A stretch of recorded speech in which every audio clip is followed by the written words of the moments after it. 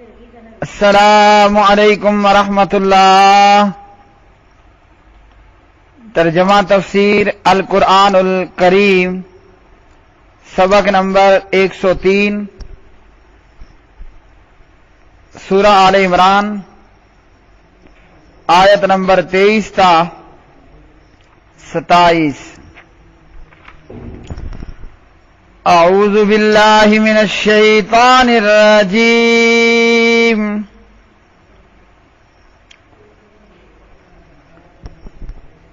أَلَمْ تَرَ إِلَى الَّذِينَ أُوتُوا نَصِيبًا مِنَ الْكِتَابِ يُدْعَوْنَ إِلَى كِتَابِ اللَّهِ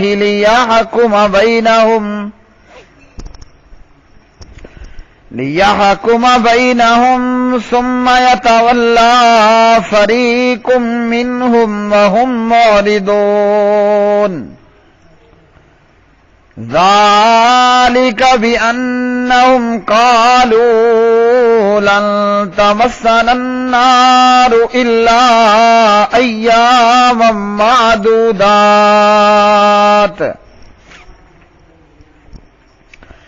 وَغَرَّهُمْ فِي دِينِهِمْ مَا كَانُوا يَفْتَرُونَ۔ فَكَيْفَ إِذَا جَمَعْنَاهُمْ لِيَوْمٍ لَّا رَيْبَ فِيهِ وَوُفِّيَتْ كُلُّ نَفْسٍ مَّا كَسَبَتْ وَهُمْ لَا يُظْلَمُونَ۔ قُلِ اللَّهُمَّ مَالِكَ الْمُلْكِ تُؤْتِي الْمُلْكَ مَن تَشَاءُ وَتَنزِعُ الْمُلْكَ مِمَّن تَشَاءُ وَتُعِزُّ مَن تَشَاءُ وَتُذِلُّ مَن تَشَاءُ بِيَدِكَ الْخَيْرُ إِنَّكَ عَلَى كُلِّ شَيْءٍ قَدِيرٌ۔ تُولِجُ اللَّيْلَ فِي النَّهَارِ وَتُولِجُ النَّهَارَ فِي اللَّيْلِ وَتُخْرِجُ الْمَيِّتَ من الْحَيِّ وَتُخْرِجُ الْحَيَّ من الْمَيِّتِ وَتُخْرِجُ الْمَيِّتَ من الْحَيِّ وَتَرْزُقُ مَن تَشَاءُ بِغَيْرِ حِسَابٍ۔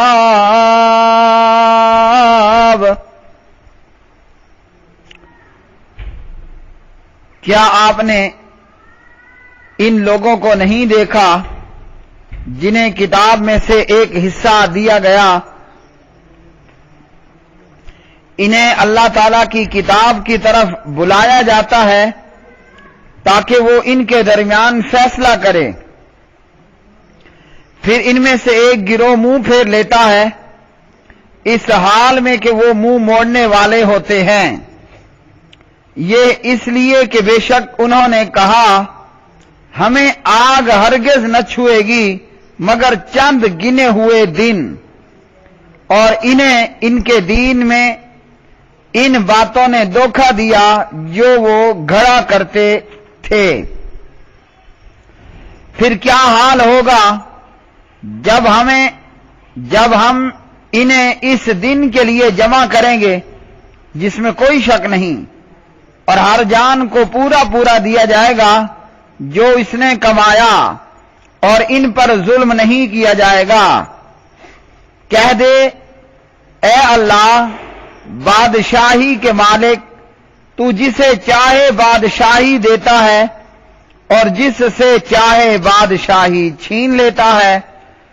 اور جسے چاہتا ہے عزت دیتا ہے اور جسے چاہے ذلیل کر دیتا ہے۔ تیرے ہی ہاتھ میں ہر بھلائی ہے، بے شک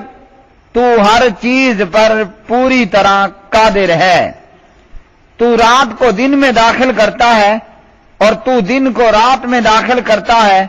اور تو زندہ کو مردہ سے نکالتا ہے اور تو مردہ کو زندہ سے نکالتا ہے اور تو جسے چاہے کسی حساب کے بغیر رزق عطا کرتا ہے۔ قل آپ کہہ دیجئے الم تارا کیا نہیں آپ نے دیکھا الی الذین ان لوگوں کی طرف جو اوتو دیے گئے نصیباً کچھ حصہ من الکتاب کتاب سے یدعونا وہ بلائے جاتے ہیں الی کتاب اللہ اللہ تعالیٰ کی کتاب کی طرف لیحکما تاکہ وہ فیصلہ کرے یعنی کتاب بینہم ان کے بیچ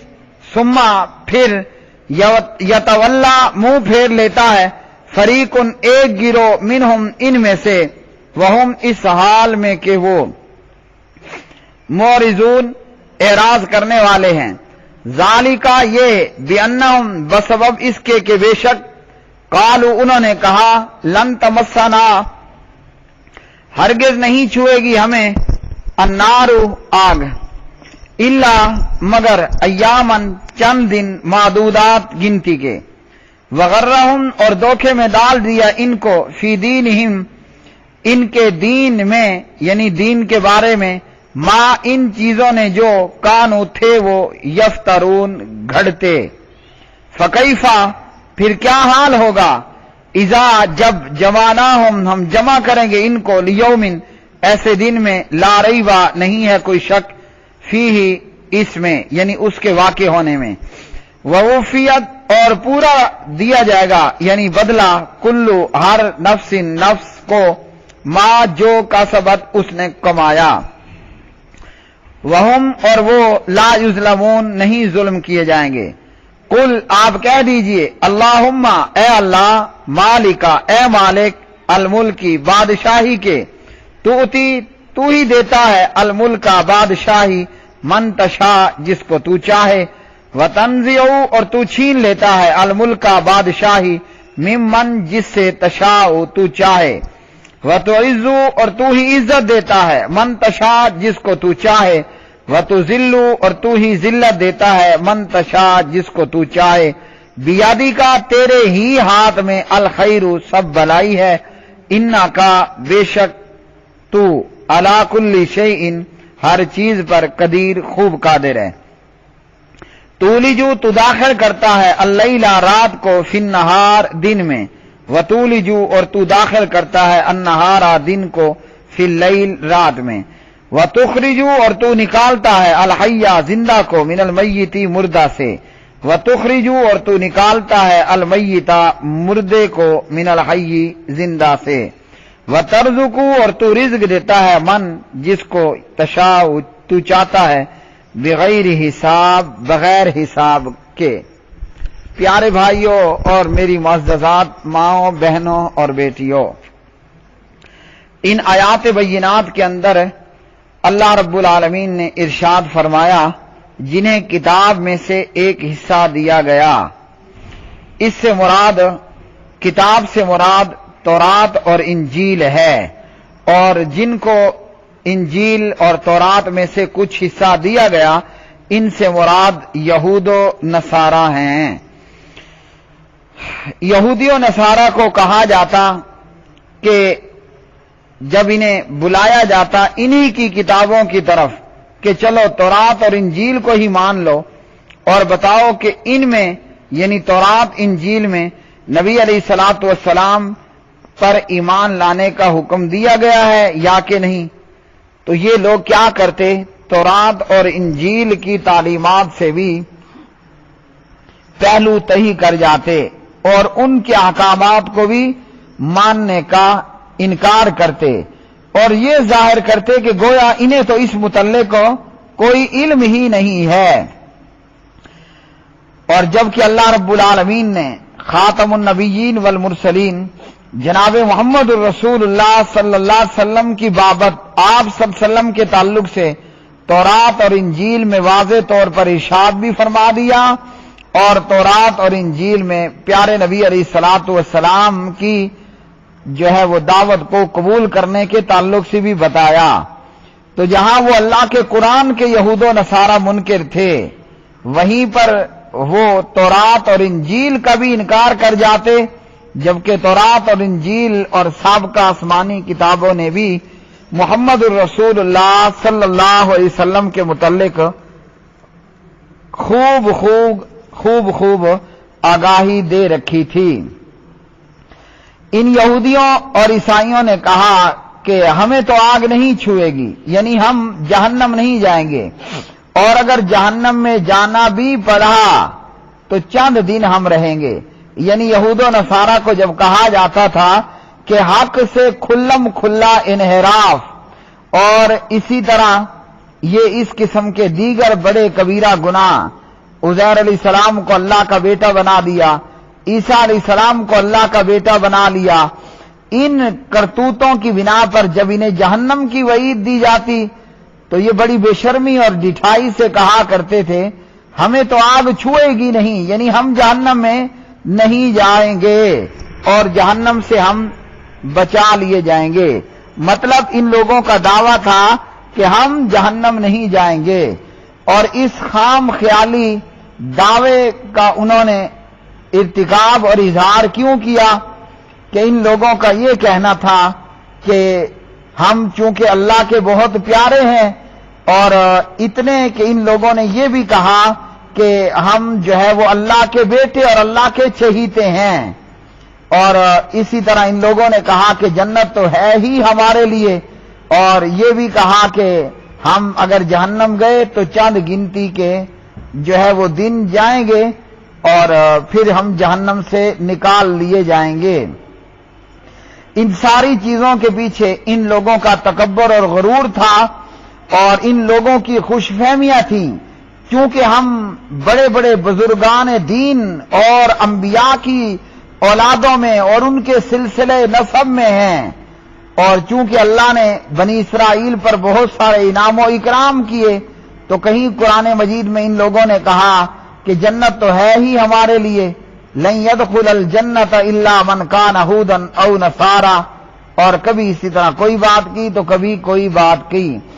اور عیسائیوں نے تو مسئلہ کفارہ گڑھ کے گناہوں پر سزا کا معاملہ ہی ختم کر دیا۔ عیسائیوں کے نزدیک، کرسچن لوگوں کے نزدیک ان لوگوں نے مسئلہ کفارہ گڑھا کہ کوئی بھی گناہ کرتے جاؤ، بس عیسائی ہو جاؤ، سزا کوئی نہیں ملے گی۔ اور ان لوگوں کا یہ عقیدہ کہ حضرت مسیح علیہ السلام یعنی عیسیٰ علیہ السلام اپنی امت کی گناہوں کی پاداش میں صلیب پر چڑھ گئے، جس سے عیسیٰ علیہ السلام کی امت کے تمام گناہ معاف ہو گئے۔ اب اتنا کافی ہے کہ عیسائی ہو جاؤ، جو مرضی آئے کرتے رہو، تمہارے گناہوں کا کفارہ مسیح علیہ السلام ادا کر چکے ہیں، جبکہ یہ سراسر جھوٹ ہے اور اس کا حقیقت سے دور دور تک کوئی تعلق نہیں ہے۔ عیسیٰ علیہ السلام صلیب پر نہ چڑھے، نہ جناب عیسیٰ علیہ السلام کو صلیب پر چڑھایا گیا۔ اللہ نے اپنے بندے جناب عیسیٰ ابن مریم علیہ السلام کو زندہ آسمانوں پر اٹھا لیا، اور وہ قیامت کے قریب ان کا آسمان دنیا سے دوبارہ دنیا میں نزول ہوگا۔ عیسائیوں نے مسئلہ کفارہ گڑھا، یہودیوں نے کہا کہ ہم تو اللہ کے بیٹے اور بڑے چہیتے ہیں، ہمارے لیے جہنم نہیں ہے، ہم نے تو جنت ہی جانا ہے۔ یہی حال کلمہ گو مشرکوں کا ہے،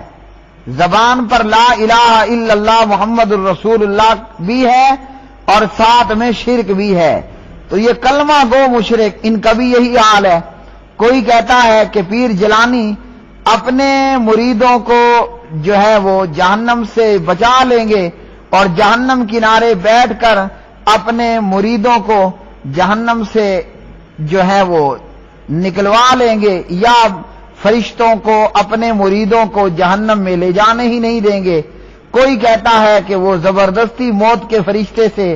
روحیں چھین لینے والا ہے، اور کلمہ گو مشرکوں کے میں سے بعض نے کہا کہ کوئی یہ کہتا ہے ان مشرکوں میں کہ حضرت حسین رضی اللہ تعالی عنہ کی شہادت اپنے نام لیواؤں کے گناہوں کا کفارہ ہے۔ تو یہ سب باتیں جھوٹ ہیں، اور یہ کہ ایسا کچھ بھی نہیں ہے، جو جیسا کرے گا اپنے اعمال مطابق سزا یا جزا پائے گا، یا تو گناہوں کی سزا ہوگی کہ گناہگار تھا، یا نیک اعمال کرنے والا تھا تو بہترین بدلہ اپنے اعمال مطابق اور اللہ کے فضل سے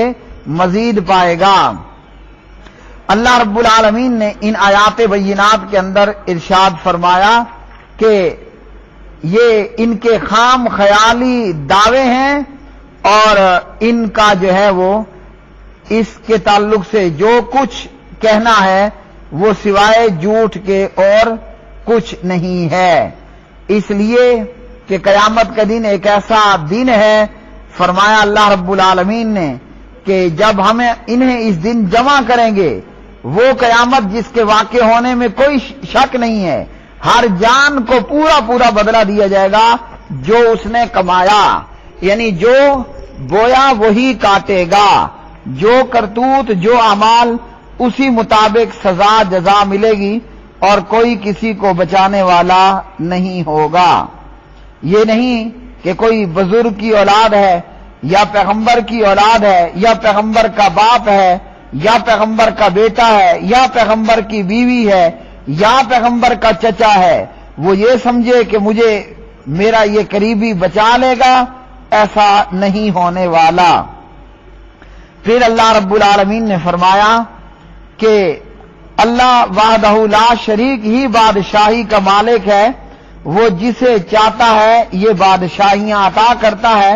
اور جس سے چاہتا ہے بادشاہیاں چھین لیتا ہے۔ یہودیوں کی غلط فہمی تھی کہ سلسلہ نبوت ہمیشہ انہی میں رہے گا اور کوئی دوسری قوم اس کا حق نہیں رکھتی، مگر جب نبی محترم نبی آخر الزمان جناب محمد الرسول اللہ صلی اللہ علیہ وسلم بنی اسماعیل میں سے مبعوث کیے گئے تو ان کی یہ خوش فہمیاں ختم ہو گئی، اور یوں یہودیوں عیسائیوں کے غیظ و غضب اور حسد کی انتہا نہ رہی۔ تو اللہ رب العالمین نے ان کی غلط فہمی کو دور کیا۔ اللہ کی مرضی ہے، وہ جسے چاہے جو ہے بادشاہ بنا دے، جسے چاہے نبوت اور رسالت سے نواز دے۔ اللہ رب العالمین نہ کسی کا پابند ہے، نہ اللہ کسی سے خوف کھاتا ہے، نہ اللہ تعالیٰ کسی کا محتاط ہے۔ وہ خالق کائنات مالک کائنات ہے، وہ جس کو چاہے جو کچھ عطا کر دے، وہ جس سے چاہے جو کچھ چھین لے۔ وہ رب تو وہ ہے، وہ رب ہے جو دن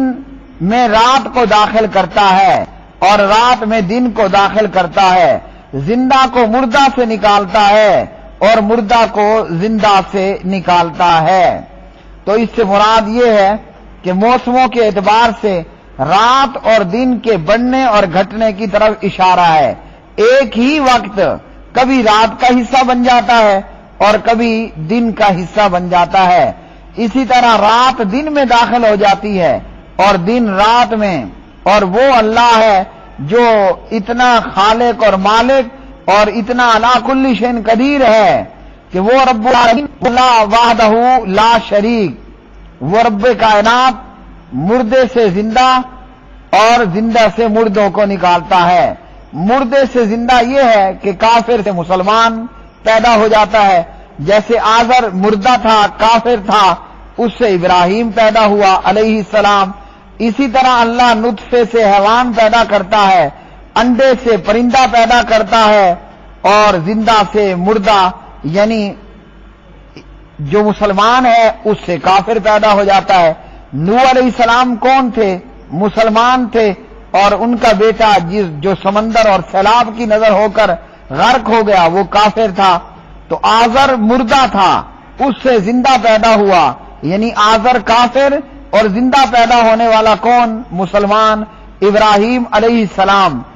جناب نوح علیہ السلام زندہ یعنی مسلمان، اور پیدا ہونے والا بچہ اولاد کیا ہے؟ وہ کافر تھا۔ اور اللہ رب العالمین نے فرمایا وہ اللہ جس کو چاہتا ہے بغیر حساب کے رزق عطا فرما دیتا ہے۔ ہمیں اللہ سے یہ دعا کرنی چاہیے، اللہم انی اسألک رزقا طیبا اے اللہ پاکیزہ رزق عطا فرما، وعملا متقبلا، قبول ہو جانے والا عمل عطا فرما، وعلما نافعا، اور نفع دینے والا علم عطا فرما۔ وآخر دعوانا ان الحمد للہ رب العالمین۔